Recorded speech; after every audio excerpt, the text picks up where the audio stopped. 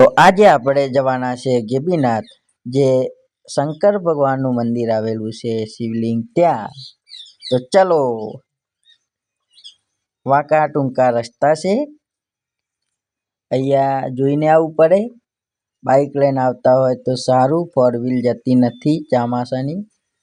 શ્રાવણ મહિનો આવી રહ્યો છે એટલે શંકર ભગવાનના શિવલિંગના દર્શન કરવા માટે આપણે નીકળી ગયા છે અને હવે ગામથી બહાર આવી ગયા છે.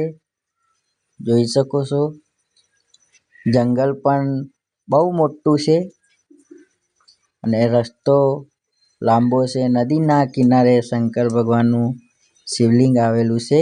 નદીના કિનારે શંકર ભગવાનની મૂર્તિ આવી છે અને આપણે લોકો જઈએ છીએ અમદાવાદ. તો જોઈ શકો છો, ખાબોચિયા રસ્તામાં ભરાયેલા છે, એટલે ધ્યાનથી બાઇક લઈને આવો તો આવો, નહીતર ભૂઈ પડી જવાય એની કોઈ ગેરંટી નહીં. અને ખૂબ જ મગરા કુકડા જોવા મળે છે અહીંયા. મગરા કુકડા? હા. ને જોઈ શકો છો, મોટા મોટા પથ્થરવાળો રસ્તો છે, એટલા માટે ખૂબ જ સાવધાનીથી બાઇક ચલાવી શકો છો તો જ આવું.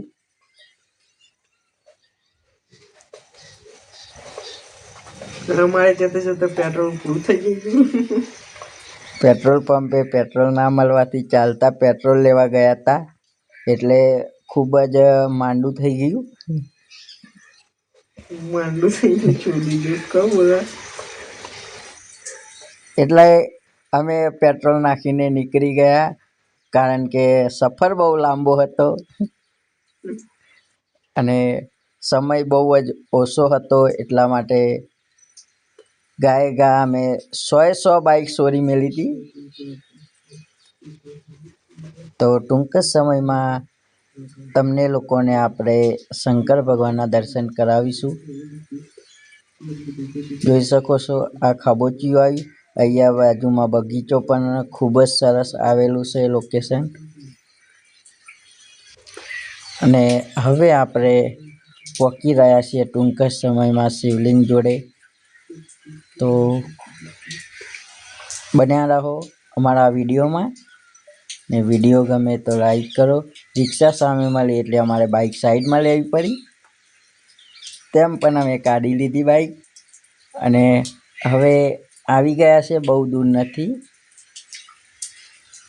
જોઈ શકો છો, જંગલ ખૂબ જ મોટું છે, ઝાડવા પણ ઘમઘોટ છે, બીક લાગે એવી માટે સાવધાનીથી આવું અહીંયા, કારણ કે જંગલી જાનવર ભટકતા હોય છે, રસ્તામાં આવી જાય છે.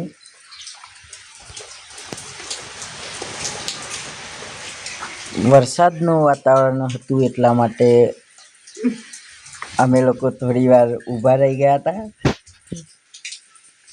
પણ તે છતાં અમને વરસાદ ક્યાંય મળ્યો નહીં.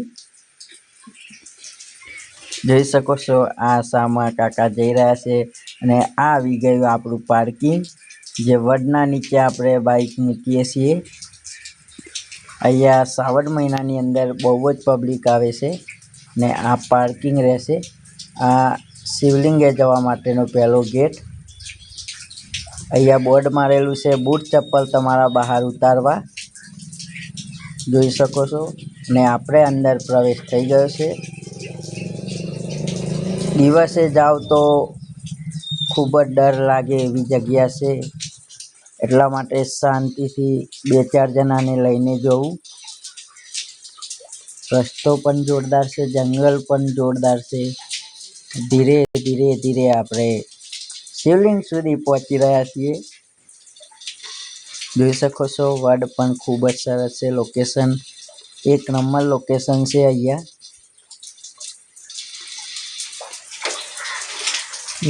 આજુબાજુમાં જંગલ વિસ્તાર ખૂબ જ મોટો છે.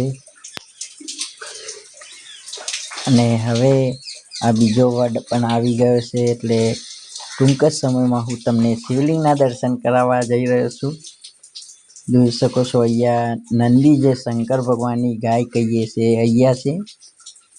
આ જગ્યા ઉપર શંકર ભગવાનની ગાય બેસેલી છે. અને હવે આપણે જઈએ છીએ શિવલિંગ જોડે.